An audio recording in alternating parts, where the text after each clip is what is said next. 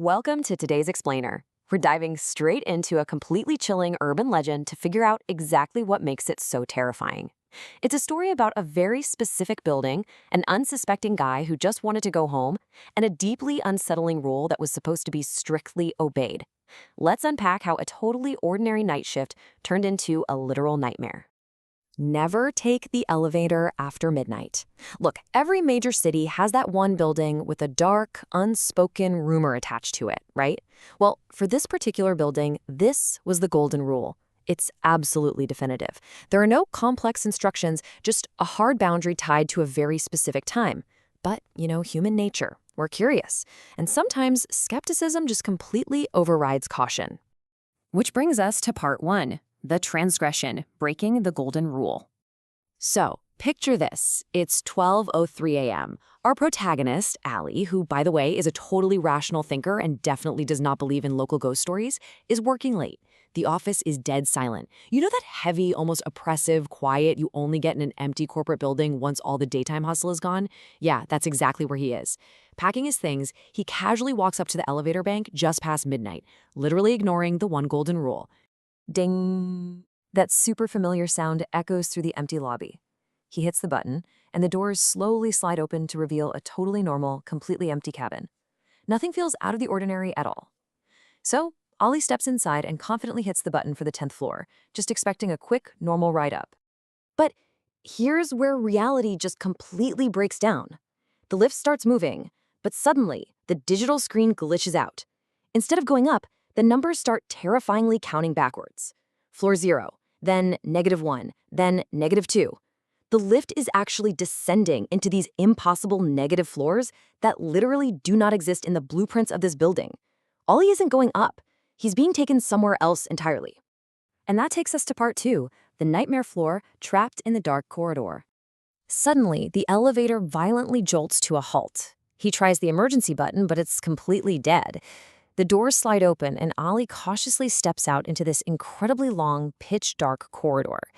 The only light is coming from these old, decaying tube lights that are just blinking off and on. But then the true horror actually hits him. As he turns back around, the lift doors close, and the entire elevator just vanishes. Gone.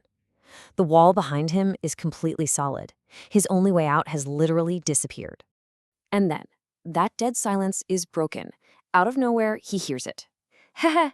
In the eerie quiet of that impossible corridor, the unmistakable sound of a little girl giggling echoes from the darkness up ahead.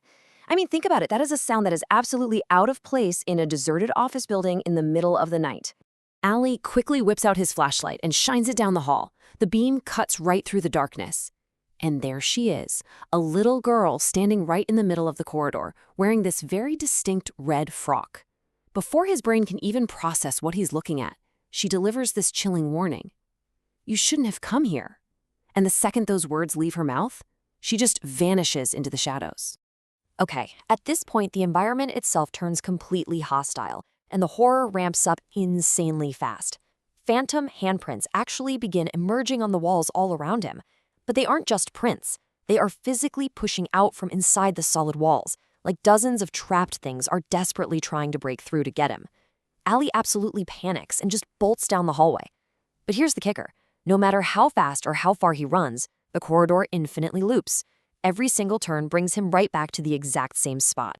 Which leads us to part 3, a desperate escape, the old watchman's intervention.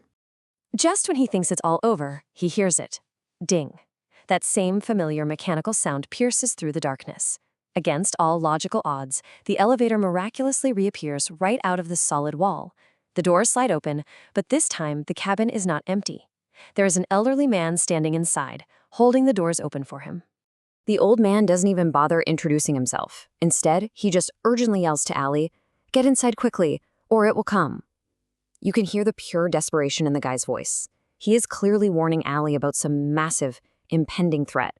Whatever that it is that's connected to the little girl in the red frock and those terrifying hands in the walls. Well, Allie doesn't need to be told twice. He dives into that lift without a single second thought. And literally, the very moment those doors slam shut, the sheer physical force of this nightmare space becomes real. Thud, thud, thud. Something incredibly massive and violent starts just smashing against those heavy metal doors from the outside, like it is desperately trying to rip its way in. But thankfully, the doors actually hold. The lift finally begins to move upwards, pulling them away from those impossible negative floors. The digital display numbers pop back to normal reality, smoothly counting down 10, 9, 8. And then, the ultimate relief. The elevator arrives completely safely at the ground floor. The doors open to the normal, everyday lobby, and a terrified Allie just sprints completely out of the building. He doesn't even look back once. But the story isn't quite over. Let's look at part 4, the chilling twist, the morning after. So, the very next morning, Allie actually returns to the building. I know, right?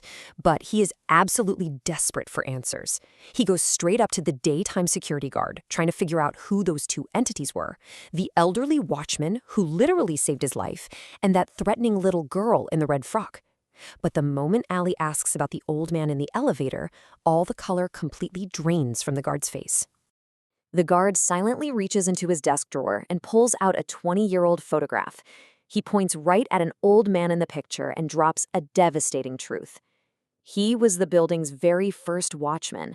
20 years ago, he died after getting trapped inside that exact lift. Yeah, the man who saved Ali was not a living employee. He was a ghost, a victim of that very same elevator. But wait, because the final, absolutely terrifying piece of the puzzle locks into place just a second later. As Ollie's trembling eyes drift across that faded old photograph, he notices something else. Standing right there in the very corner of that picture is the exact same little girl in the red frock, and she is smiling right back at him. And that right there is the true nature of the Midnight Curse. Both the threat and the savior were trapped spirits, forever bound to this cursed cycle. Because of that awful tragedy 20 years ago, every single night, right at midnight, the lift operates entirely on its own.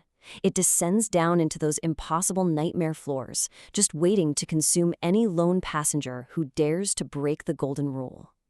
So we've seen exactly how this curse operates, right? From the impossible negative floors to the infinitely looping dark corridor, it really makes you think. So I want to leave you with this final chilling thought to take away from today's explainer. If you found yourself standing completely alone in that silent building at midnight, just staring at those closed metal doors, would you press the button?